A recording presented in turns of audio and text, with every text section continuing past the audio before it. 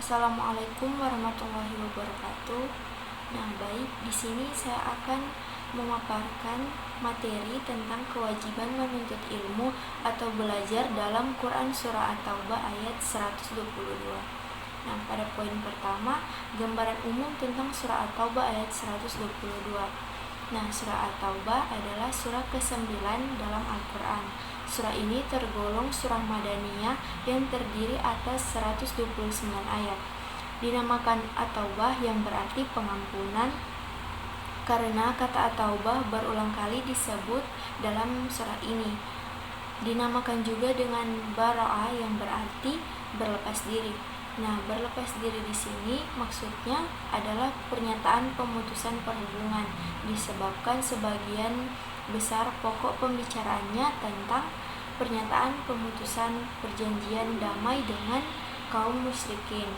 Nah, berbeda dengan surah-surah yang lain, maka pada permulaan surah ini tidak terdapat ucapan basmalah, karena surah ini adalah pernyataan perang dengan arti bahwa segenap kaum muslimin dikerahkan untuk memerangi seluruh kaum musyrikin, sedangkan basmalah bernapaskan perdamaian dan cinta kasih Allah.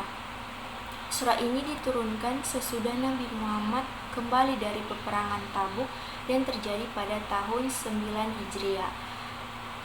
Pengumuman ini disampaikan oleh Ali bin Abi Thalib pada musim haji tahun itu juga.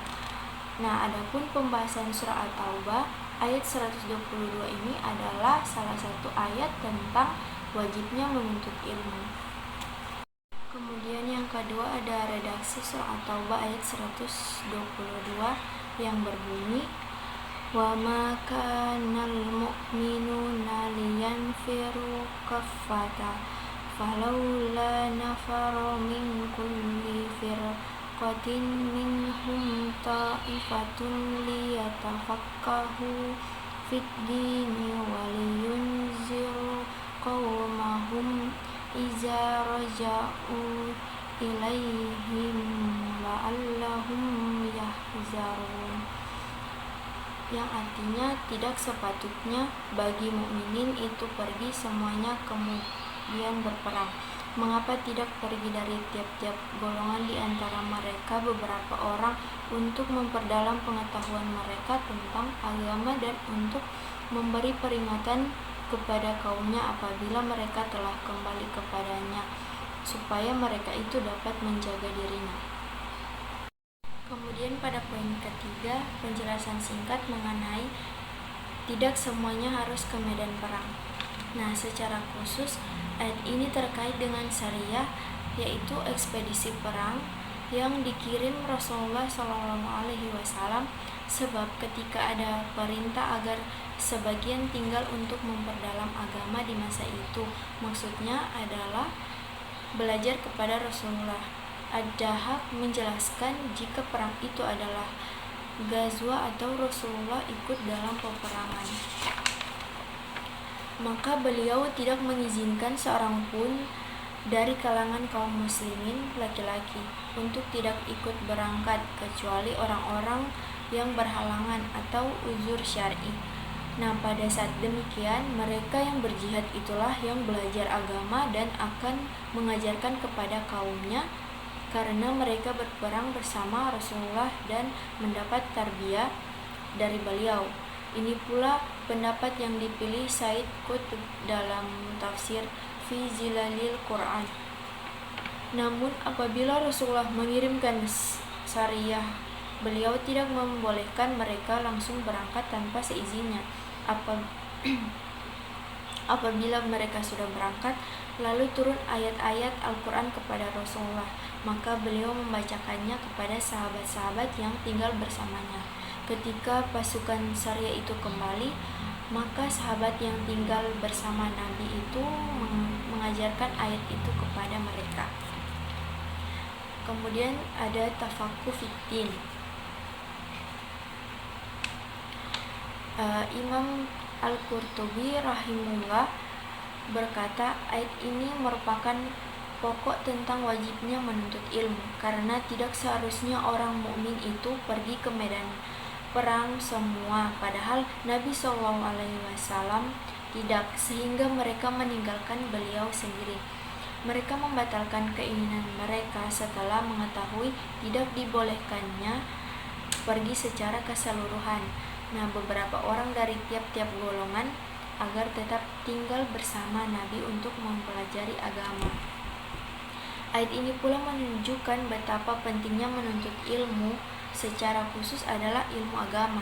Tafaqquh fid din, apabila terjadi peperangan atau jihad yang statusnya fardu kifayah, maka tidak sepatutnya semua orang pergi ke medan perang.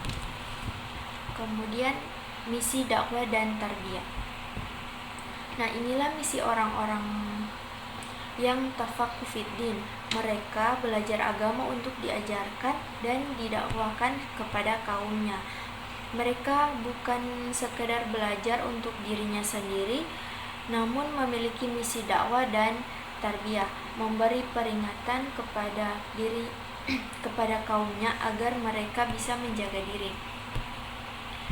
Nah, ujung ayat ini memberikan ketegasan kewajiban ahli ilmu, yaitu memberikan peringatan kepada kaumnya bila mereka pulang kepada kaum itu agar kaum itu berhati-hati, kata Buya Hamka. Kemudian pada poin keempat, ada kandungan surah At-Taubah ayat 122 ini. Yang pertama, tidak semua kaum muslimin pergi ke medan perang, karena hal itu akan membuat banyak kebaikan akan luput. Dalam keadaan diwajibkannya jihad, mesti ada yang menetap. Yang kedua, hendaklah ada yang mempelajari ilmu agama. Tidak semua turun untuk pergi berjihad. Yang ketiga, mempelajari ilmu agama itu penting, tujuannya untuk mengajarkan yang lain setelah mereka pulang dari jihad. Yang keempat, ayat ini menunjukkan keutamaan ilmu agama, karena mesti ada orang yang mendalami ilmu agama walau pergi berjihad itu baik. Kelima, seorang alim atau yang berilmu tidak hanya mencukupkan dirinya sendiri, tidak mendakwakan ilmunya pada yang lain. Penting untuk berdakwah dengan hikmah dan memberi nasihat dengan cara yang baik.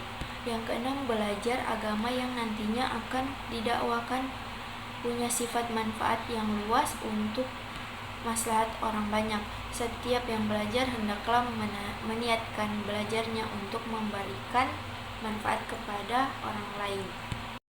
Pada poin terakhir, yaitu nilai-nilai pendidikan agama Islam dan aplikasinya dalam kehidupan sehari-hari dalam Quran Surah At-Taubah ayat 122. Yang pertama, kewajiban menuntut ilmu. Nah, nilai pendidikannya yaitu ayat ini menegaskan pentingnya menuntut ilmu, terutama ilmu agama. Menuntut ilmu adalah kewajiban bagi setiap muslim agar mampu memberikan peringatan dan bimbingan kepada orang lain. Aplikasinya dalam kehidupan sehari-hari, menuntut ilmu dapat diaplikasikan dengan aktif belajar, baik di lingkungan formal seperti sekolah dan madrasah, maupun dalam kajian keagamaan. Yang kedua, pembelajaran berkelanjutan. Nilai pendidikannya, ayat ini juga menekankan bahwa menuntut ilmu bukanlah proses yang berhenti di satu titik, melainkan berkelanjutan. Nah, aplikasinya di dalam kehidupan sehari-hari, pembelajaran berkelanjutan berarti setiap muslim itu harus mencari ilmu, baik itu ilmu agama maupun ilmu umum sepanjang hidupnya. Ini bisa diaplikasikan dengan mengikuti kelas, seminar, atau membaca buku untuk memperbanyak atau memperkaya wawasan. Kemudian ketiga, ada mengajarkan ilmu kepada orang lain. Nilai pendidikannya, salah satu tugas penting bagi mereka yang telah menuntut ilmu adalah menyebarkannya dan memberikan peringatan kepada masyarakat agar mereka menjaga diri dari kesalahan dan keburukan. Aplikasinya di dalam kehidupan sehari-hari, seorang muslim yang memiliki pengetahuan agama atau keterampilan tertentu perlu berbagi dengan orang lain, baik dengan cara mengajar, memberikan nasihat, atau menjadi panutan di dalam pergaulannya itu sendiri. Nah, baik, demikianlah materi yang saya paparkan. Wassalamualaikum warahmatullahi wabarakatuh.